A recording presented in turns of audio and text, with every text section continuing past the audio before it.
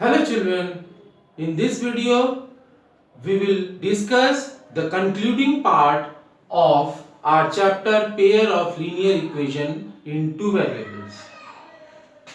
Now in this part we will discuss about the conditions for solvability.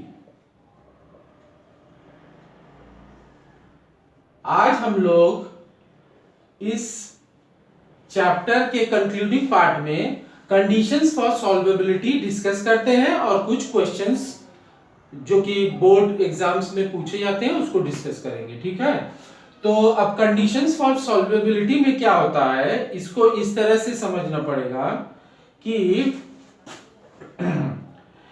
In the system of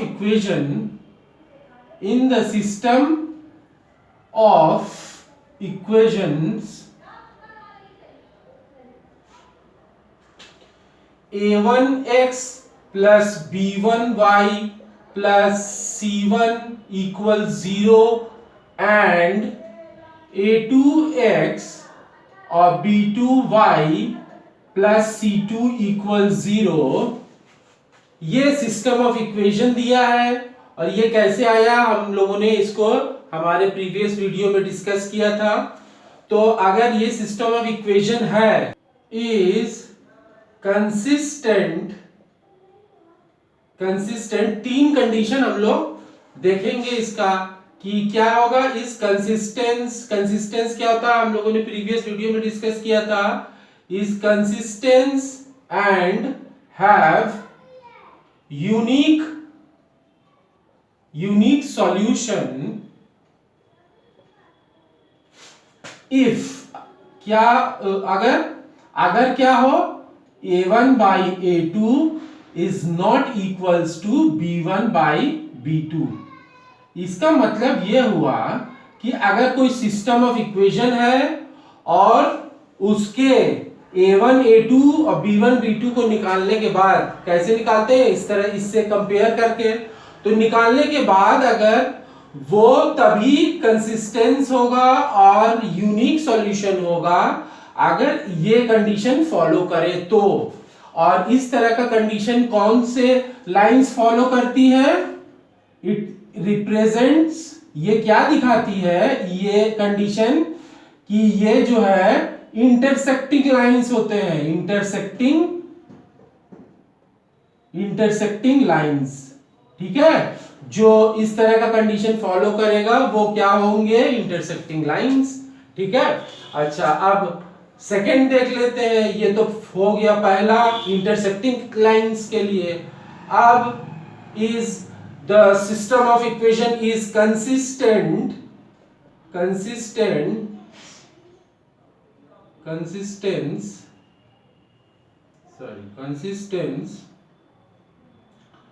and have infinitely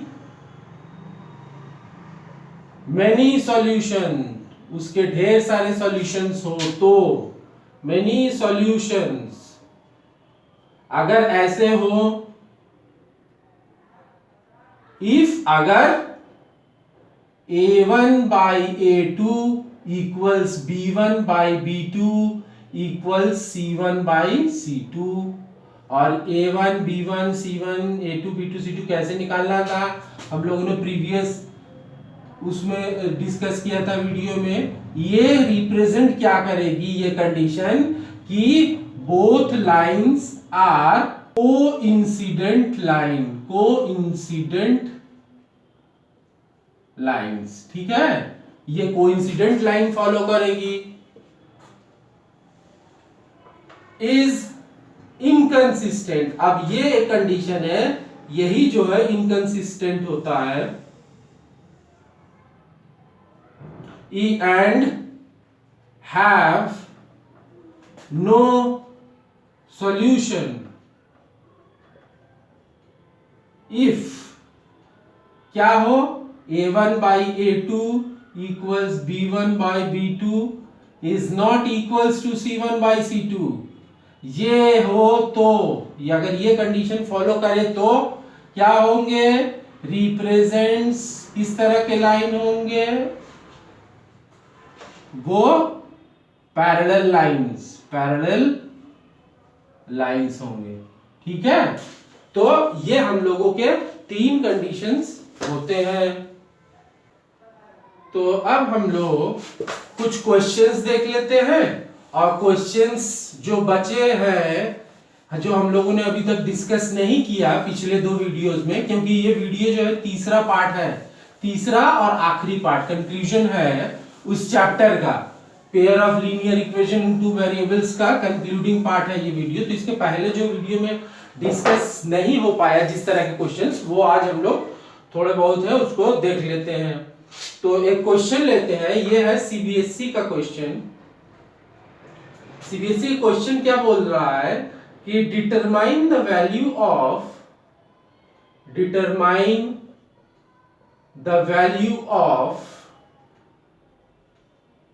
के की value निकालना है, so that the linear equation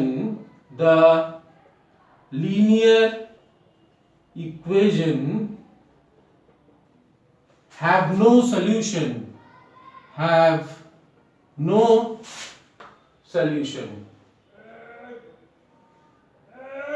ठीक है, अब question थोड़ा समझ लेते हैं कि k की वैल्यू को डिटरमाइन करना है, और अगर उस लीनियर इक्वेशन, कंडीशन क्या है, linear equation have no solution. तो इस तरह के क्वेश्चन में क्वेश्चन भी दिया है कि 3k + 1, ये इक्वेशन दिया है, सॉरी इक्वेशन क्या दिया है, 3y - 2, एक इक्वेशन ये दिया है, और इसी सिस्टम का दूसरा इक्वेशन ये दिया है, k - 2 y - 5 = 0। ये सिस्टम ऑफ इक्वेशन क्वेश्चन ने दिया है। ठीक है, तो अब इसको सॉल्व करना है। चलिए सॉल्यूशन शुरू करते हैं। Solution, comparing with a1x + b1y + c1 = 0 and a2x + b2y + c2 = 0। इससे कंपेयर अगर हम अपने सिस्टम ऑफ इक्वेशन जो दिया उसको करें, तो a1 क्या मिलता है, a1 यहां से आएगा, x का जो कोफिशिएंट होता है वो a1 होता है, ये हमने लिख दिया x का कोफिशिएंट पहले इक्वेशन के। b1 क्या होता है, पहले वाली इक्वेशन के y का कोफिशिएंट b1 हो गया, और c1 मिला हमें ये -2। ठीक है, अब a2 देखते हैं, a2 दूसरे वाली इक्वेशन का x का कोफिशिएंट होता है, तो वो हो जाएगा हमारा k² + 1। b2 हमें क्या मिल रहा है, y का कोफिशिएंट k - 2, और c2 मिला -5। ठीक है, a1 b1 c1 a2 b2 c2 हमें पता चल गया, हमने कंपेयर करके निकाल लिया। अब कंडीशन क्या है, हैव नो सॉल्यूशन। तो अभी थोड़ी देर पहले हम लोगों ने डिस्कस किया था कि जब कोई सॉल्यूशन किसका नहीं होता, जो कोई सॉल्यूशन अगर कोई पैरेलल लाइंस हो तो उन्हीं का नो सॉल्यूशन वाला कंडीशन हम लोग लगाएंगे। जिसका कोई सॉल्यूशन नहीं होता तो कंडीशन लगाते हैं, the equation have no solution. Put कर लेते हैं, तो a1 की वैल्यू है 3k + 1 अपॉन a1, यहाँ a1 होगा, हाँ a1, a2 क्या है, k² + 1 = a2 हमारा b1/b2 और c1/c2। हाँ, b1 है हमारा 3 upon k - 2 is not equals to -2/-5। ठीक है, अब क्या करना है, इन दोनों को ले लेते हैं सॉल्व करने के लिए। तो ये हमारे पास आ गया, ये क्रॉस बाय क्रॉस मल्टीप्लिकेशन कर देते हैं, एक ब्रैकेट में इसका हो गया, दूसरा ब्रैकेट में ये आ गया, ठीक है, और इक्वल्स 3 ब्रैकेट के स्क्वायर प्लस 1 ये हो गया। और दूसरे के लिए हमें इसको करना पड़ेगा, इसको सॉल्व कर लेते हैं पहले। तो 3k square minus 6k plus k minus 2 equals 3k square plus 3। इसको और सॉल्व कर लेंगे, 3k स्क्वायर कैंसिल आउट हो गया, और हमें क्या मिल रहा है यहाँ से माइनस 5k, और माइनस 2 को ट्रांसपोज कर देते हैं, इक्वल्स टू 5 हो जाएगा, hence k equals to minus 1, ठीक है। तो k इक्वल्स टू माइनस 1 आ गया। अब इस यही माइनस 1 के लिए हम लोग इस तरह से लिखेंगे, clearly for k equals to minus 1 we have, क्या मिल रहा है हमें minus 1 k equals to minus 1 के लिए, we have this is not equals to 2/5, hence the system यहां से system of equation have no solution for k equals to minus 1। ये हमारा k की वैल्यू पूछा था और हम लोगों ने इसको फाइंड आउट कर लिया, ठीक है। अब दूसरे तरह का क्वेश्चन देख लिया जाए कि इस चैप्टर में वैरायटीज ऑफ क्वेश्चन है, वैरायटीज ऑफ मेथड्स हैं जिनको यूज करके हम लोग सॉल्व करते हैं क्वेश्चंस को, ठीक है। और देखते हैं हम लोग क्वेश्चंस चैप्टर का। Next question is the sum of 2 digit number. ये भी सीबीएसई बोर्ड का ही क्वेश्चन है। क्वेश्चन क्या है, the sum of 2 digit number, the sum of 2 digit number and the number formed by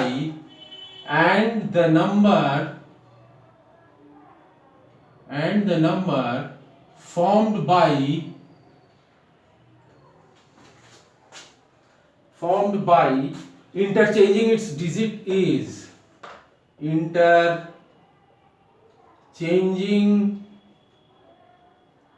its digits is 110, ठीक है। अभी हम बताते हैं, if 10 is subtracted from the, if 10 is subtracted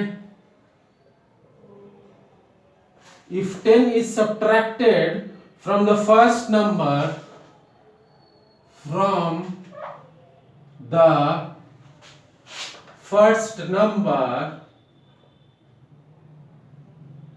पहले नंबर से 10 सब्ट्रैक्ट कर देने से the new number is 4 more than 5 times, the new number is 4 more than 5 times the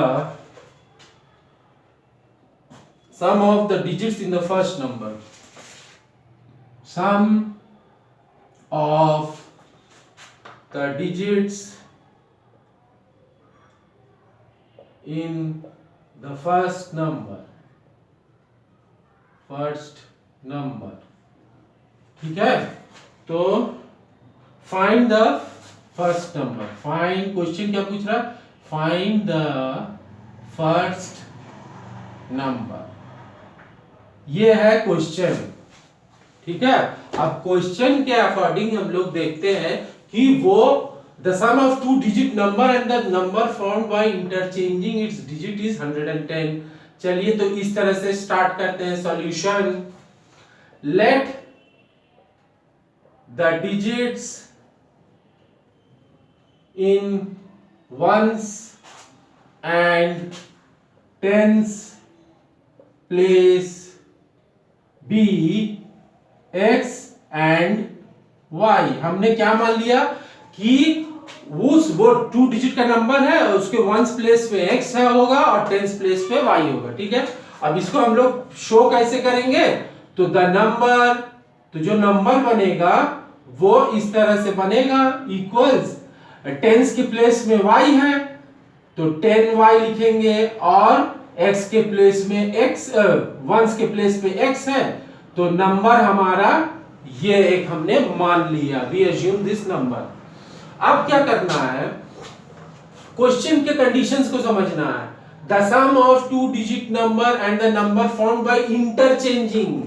अच्छा, इंटरचेंजिंग करना यानी x को इधर ले आना, y को इधर भेज देना, वंस और टेंस के प्लेस को अदला बदली कर देना, यही करना है। तो चलिए इस पहले वाले कंडीशन को फॉलो अगर करें तो हम लोगों का इक्वेशन तैयार होगा।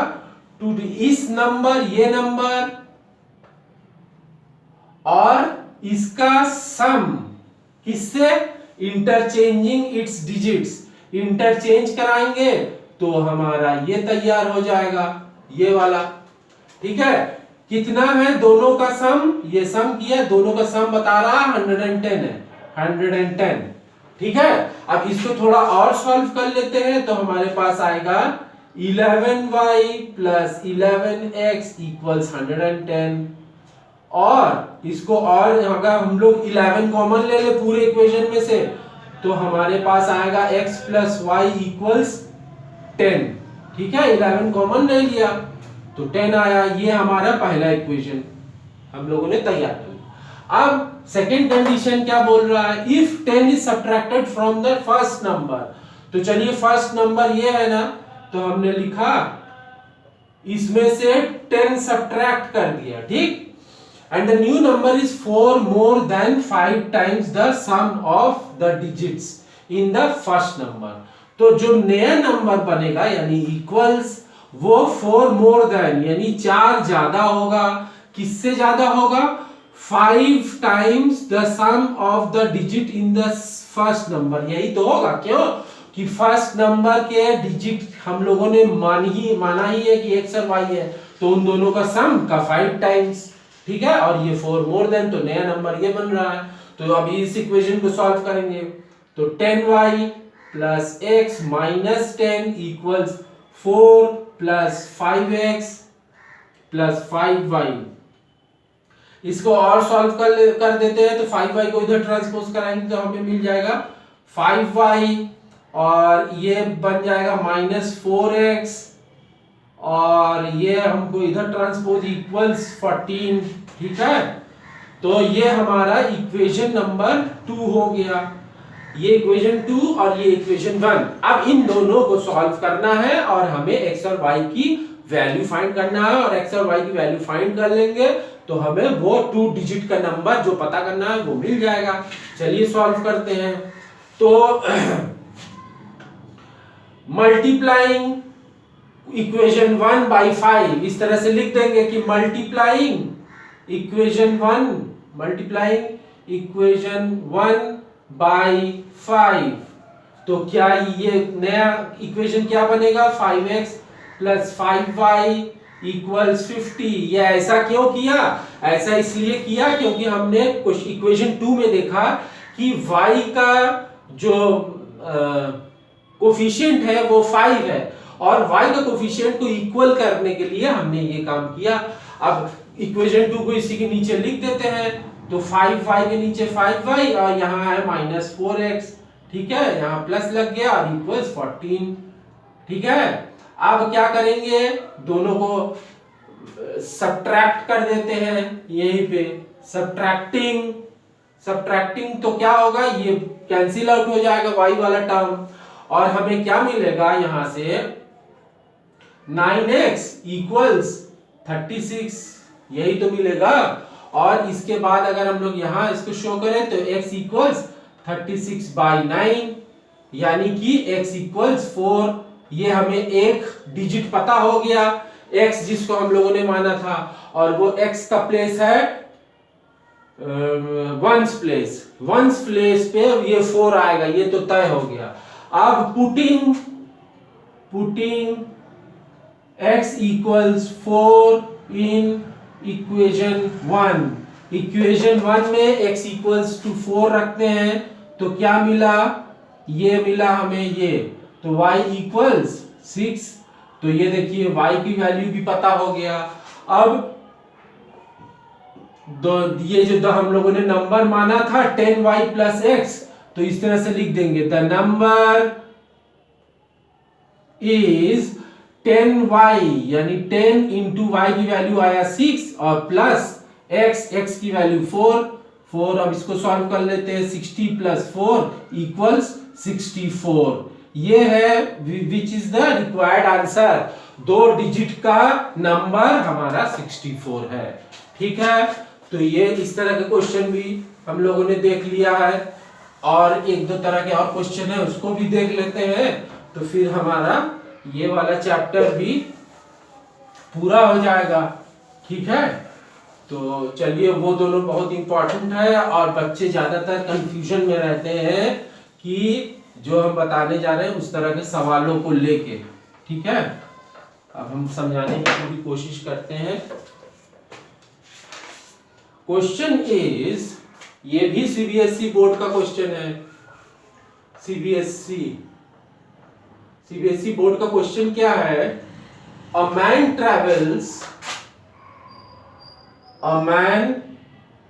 ट्रेवल्स 370 किलोमीटर,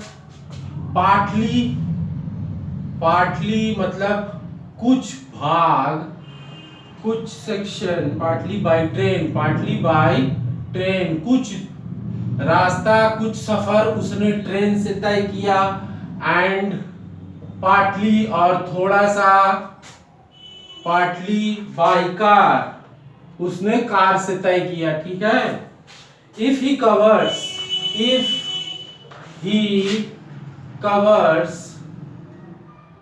250 किलोमीटर, अगर वो 250 किलोमीटर ट्रेन से तय करता है by train, and the rest by car, अगर वो कार से करता है, इट टेक्स हिम 4 आवर्स, तो उसे 4 घंटे में इस तरह से वो ट्रैवल कर लेता है। लेकिन अगर ही ट्रेवल्स 130 किलोमीटर बाय ट्रेन, वो ट्रेन से तय किया, एंड रेस्ट बाय कार, वो बाकी सफर कार से तय किया, ही टेक्स 18 मिनट्स मोर, ज्यादा उसे लगते हैं पहले से। Find the speed of the train, बोल रहा है find the speed of train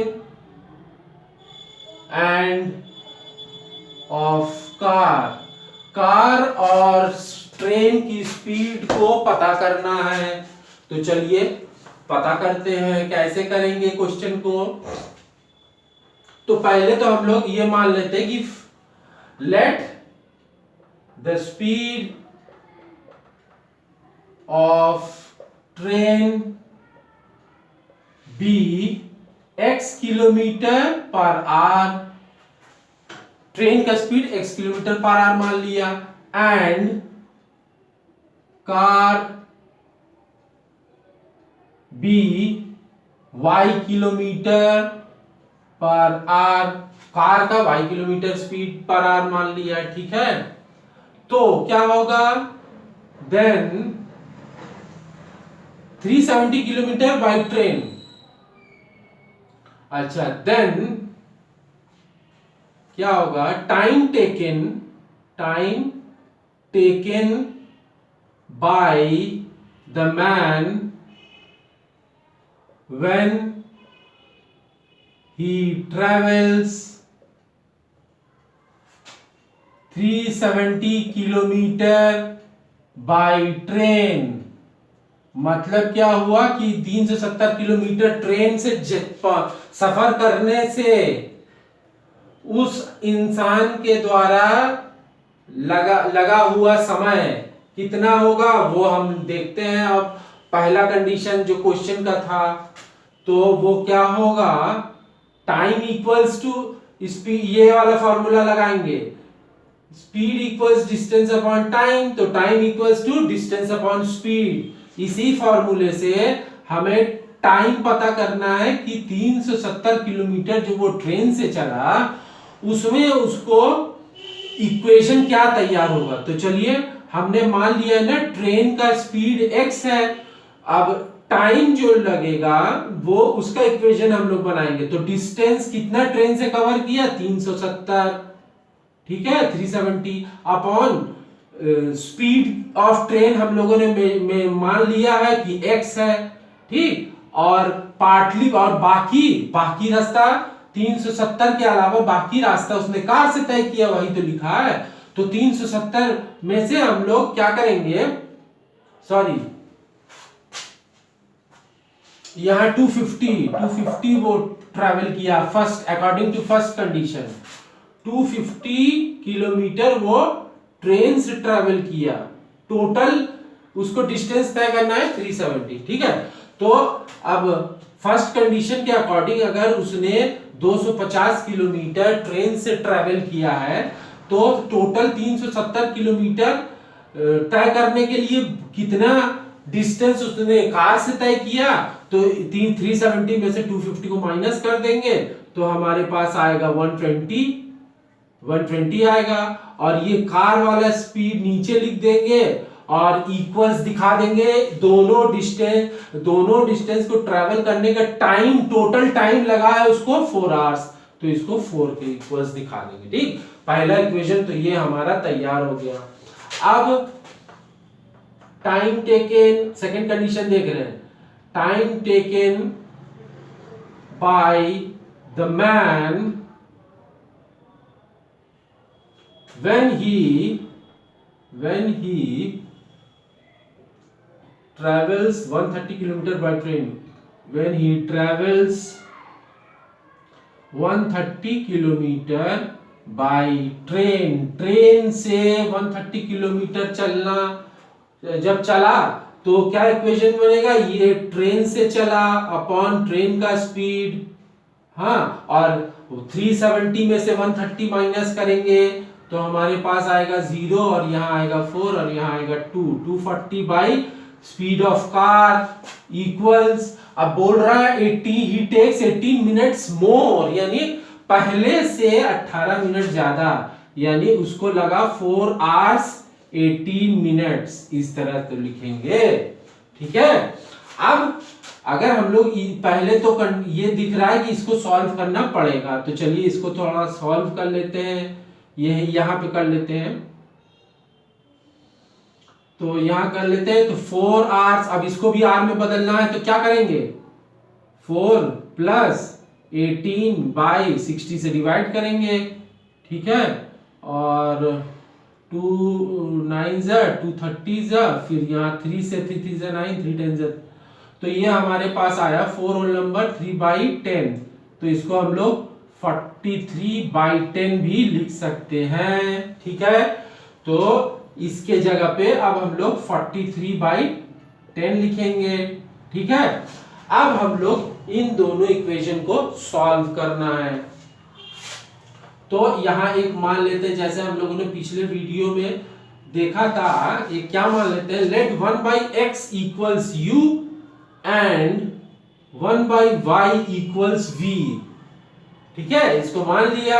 अब इसको क्या लिखेंगे, 250u प्लस 120v इक्वल्स 4, और इस वाले इक्वेशन को क्या लिखेंगे, 130u प्लस 240v इक्वल्स 43/10। ठीक है, ये हमारा फर्स्ट इक्वेशन हो गया, ये हमारा सेकेंड इक्वेशन हो गया। अब साफ दिख रहा है कि अगर हम लोग ये v का कोफिशिएंट को सेम करना चाहे तो हमें क्या करना पड़ेगा, इक्वेशन 1 को 2 से मल्टीप्लाई करना पड़ेगा। तो चलिए हम लोग नीचे इस पे लिख देते हैं, अब उतना जगह तो नहीं है, स्पेस नहीं है, तो हम लोग डायरेक्टली इसको 2 से मल्टीप्लाई कर देंगे इक्वेशन 1 को। तो ये क्या बन जाएगा, 500u प्लस 240v इक्वल्स 4 2 8, ये आ गया। ठीक है, अब हम लोग सब्ट्रैक्ट कर देते हैं, तो v का देखिए कॉमन हो गया, तो ये जो कैंसिल आउट हो गया। अब 130 को माइनस करना है 500 से, तो चलिए माइनस साइन लगा देते हैं, यहाँ 0, यहाँ 7 और 4 में से बन गया 370 इक्वल्स, इधर क्या आएगा 443/10 माइनस 8 RHS में। ठीक है, अब इसको सॉल्व कर देते हैं, तो इसको सॉल्व करेंगे तो मिलेगा 43 माइनस 80/10, तो ये हमें इधर का मिल गया माइनस 37 माइनस 37/10। ठीक है, तो अब इसको पूरे को इधर हम लोग लिख देते हैं। ठीक है, इधर स्पेस कम होने की वजह से अब हमको LHS में क्या मिला, minus 370 equals 370u equals minus 37/10। ठीक है, तो इसी से u की वैल्यू निकाल लेंगे, माइनस माइनस कैंसिल आउट हो जाएगा, 37/10 इंटू 1/370। ठीक है, और इसको कैंसिल आउट कर दिया, 10 आया, सो u इक्वल्स 1/100। ठीक है, अब इस u की वैल्यू को हम लोग किसी भी एक इक्वेशन में रख देते हैं, तो हमें मिल जाएगा v का भी वैल्यू। तो चलिए putting u equals 1/100 in equation 1। Equation 1 में u इक्वल्स 1/100 रखते हैं, तो 250 इंटू 1/100 प्लस 120v इक्वल्स 4। ठीक है, ये आ गया। अब इसको सॉल्व कर लेते हैं, 0 0 कैंसिल आउट और 5 2 से 10, 5 5 से 25, तो 5/2 प्लस 120v इक्वल्स 4 और 120v इक्वल्स 4 माइनस 5/2। इसको और सॉल्व किया तो 8 माइनस 5/2 आया, तो ये आया 3/2। तो अब हमें v क्या मिल रहा है, v मिल रहा है 3/2 इंटू 1/20, तो 3 4 ये कट गया, यहाँ पे आया 4 2 8 80। ठीक है, अब v की वैल्यू तो 1/80 आई और u की वैल्यू 1/100 आया।